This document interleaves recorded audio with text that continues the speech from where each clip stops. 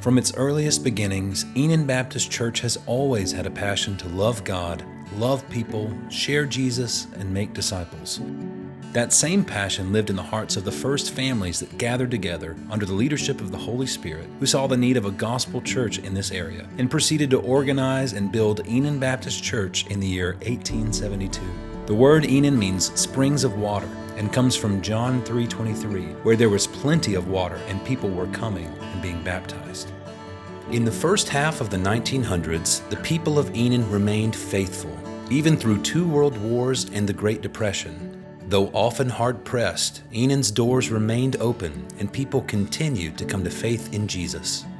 My first memories of Enon Baptist Church was there was a group of boys at Enon Baptist Church, and at that time we were in the intermediate class, and there was a couple that we thought was really old folks came to Enon and took our class, and they were going to straighten us boys out, but us boys decided we was going to run them off, but it was reversed. It was Mr. and Ms. Louise, Mr. Hobson and Miss Louise Count, and they turned us around. When he said they thought they were really old folks, they were like 29, 23. They thought they were ancient. Yeah. At 12 years of age, I was saved. I was continually in contact with members of Enon Baptist Church through school, where I attended Mortimer Jordan. All the youth, basically, that I had any relationship with were folks who were part of the church called Enon Baptist Church. And I always had such a great opinion and thought about Enon because there was just something about those folks. With the calling of Enon's first full-time pastor, Reverend Ellis Bush, the 1950s proved to be a time of growth, both financially and in membership. The decade saw Enon's first budgetary commitment to mission work with the Southern Baptist Cooperative Program and Associational Missions, and the first Royal Ambassadors chapter in which nearly all the boys in the chapter were led to Christ. After a complete remodel of the church building, the Reverend James T. Mays came in 1962, and over his 14 years, the church had its longest sustained growth to that point, with 170 baptisms, and membership continued to increase. On Sunday morning, February 24th, 1974, tragedy struck at Enon. I don't remember how we heard about it, but we knew about it.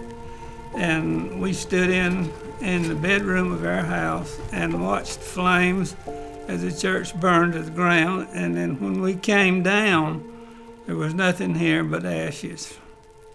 There's nothing anybody could do because it was just burst into such big, vast flames.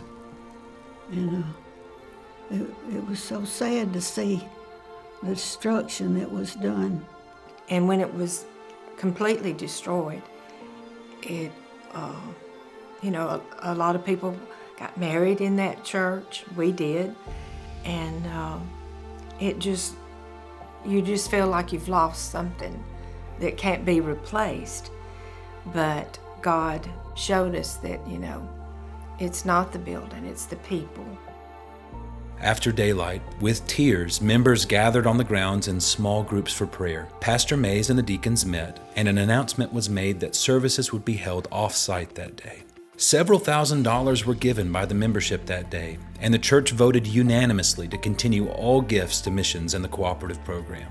By May of 1975, Sunday services were held in the new sanctuary. Growth in the following years saw the addition of an educational wing that included even more classrooms and ministry space. Time marched on, and under the leadership of many faithful pastors like Nathan Bowles, Bob Carter, and Mark Stokes, Enon saw the growth of programs and ministries and mission work, always with the goal of spreading the hope of Jesus. The mid-90s brought further additions to our staff with the calling of Ken McWilliams as full-time minister of music and youth. When I came, Brother Ken, he had just started serving as youth minister. He was a big impact on my life, the way I turned out. Probably besides my grandfather, Ken's number 2 on that list. the youth at Enon had a big impact on what I am today.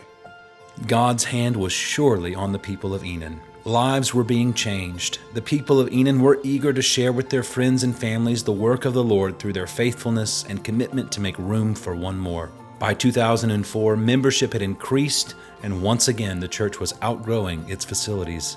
Under the leadership of Pastor John Hambright, a new worship center was constructed, and that too quickly filled to capacity. Over the last decade, Enon has continued in its desire to be a people for our neighbors. As we've seen our facilities grow, we remember that these are all just tools that we use to equip ourselves for God's service. As we look forward to the future of Enon with great expectation of what God has in store for us, let us not forget what being a family means. The church is not the building. Rather, it's a people committed to God and committed to each other. As we honor the past, prepare for the future, and declare that Jesus is our foundation, let our passion always be to love God, love people, share Jesus, and make disciples.